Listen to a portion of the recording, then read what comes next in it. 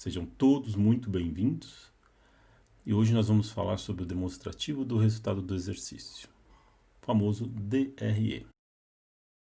É um relatório contábil que passou a ser exigido por lei desde 1976, pela Lei 6.404. Então é uma obrigação legal, tá bom? Importante isso. E sendo a sua exigência anual. Normalmente o DRE, este DRE que eu acabei de relatar, ele é feito pelos contadores, tá? Nós vamos ver mais à frente que não é só por contadores. E é um relatório de suma importância, tá? E tão importante que algumas empresas fazem ele em menor período, em período trimestral. Vamos lá. Aqui hoje eu vou trazer para vocês um exemplo do DRE e eu vou explicar para vocês passo a passo como que ele é montado. Eu trouxe aqui um DRE extremamente simplificado, tá bom? E vou mostrar aqui a utilidade dele. Por que o DRE é tão importante? Porque ele mostra o resultado do negócio, tá? Ele analisa o desempenho financeiro da empresa.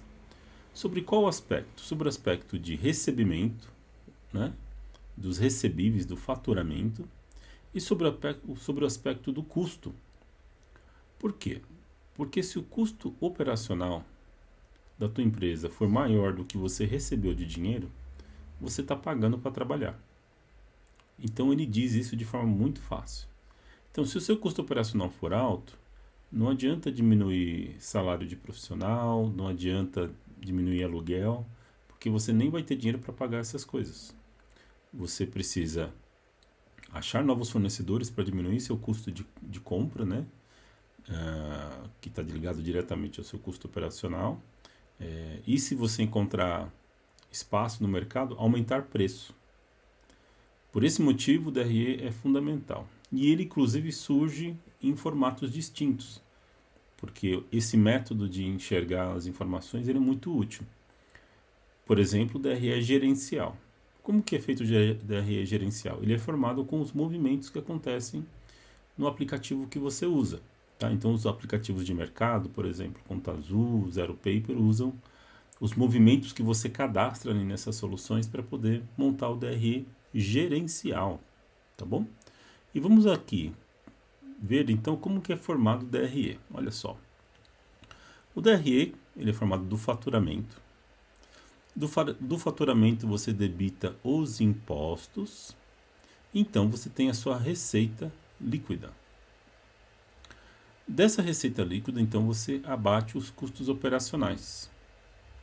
O que são custos operacionais? São todos aqueles que estão vinculados à sua operação, seja ela de serviço, seja ela de produto. Então, por exemplo, você tem uma hamburgueria, você vende hambúrgueres, ok. O que faz parte do seu custo operacional? O que contempla o seu custo operacional? Alface, carne, queijo, cebola, pão, pix num pão especial. Isso, tudo isso faz parte do seu custo operacional. Pensando numa lanchonete ali, né? Então a pessoa do balcão, a pessoa da chapa, a manutenção da chapa, que é a máquina, né? É tudo faz parte do seu custo operacional. Pois bem, então todos esses itens compõem o custo do hambúrguer. Aí, nesse caso, você custou R$50. Então, você teve um lucro ali de 35. Desse lucro de 35, você paga aluguel, você paga o salário do dono da lanchonete e os custos de escritório e tudo mais. Sobrando, nesse caso, um resultado positivo de R$20. Tá bom? Como fazer um DRE?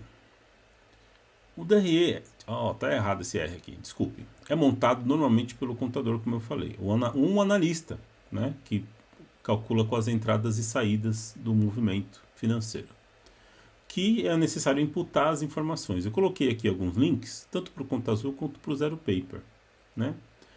Mas vamos aqui assistir um vídeo de como funciona isso no Move Status, que é a nossa ferramenta, né?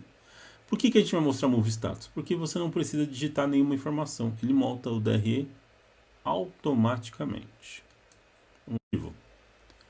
Bom, você serve para saber identificar como funciona o DRE para saber se está correto e auxiliar a tua empresa nas tomadas de decisões. Veja, o fato de você não ter uma tarefa operacional não significa que você não tem uma atividade importante, porque isso é uma tendência do mercado. A tecnologia chegou para ficar. Então é importante que a gente consiga se adaptar. Logo mais à frente eu tenho aqui uma foto do produto já, como ele fica, como a gente entrega para o cliente. Então, é importante que você saiba analisar essas informações. Por exemplo, criar uma tendência. Olha só, nesse exemplo aqui, num mês você pagou 6.800 de imposto, no outro mês você pagou 23 mil reais de imposto. Só que o faturamento é próximo. Por quê? Olha que análise importante, né? Aí você paga 23, depois você volta a pagar 7, 9, 5. Aqui é proporcional, mas aqui saiu fora. Será que eu paguei alguma coisa atrasado? Não sabemos, né? O custo variável, olha só.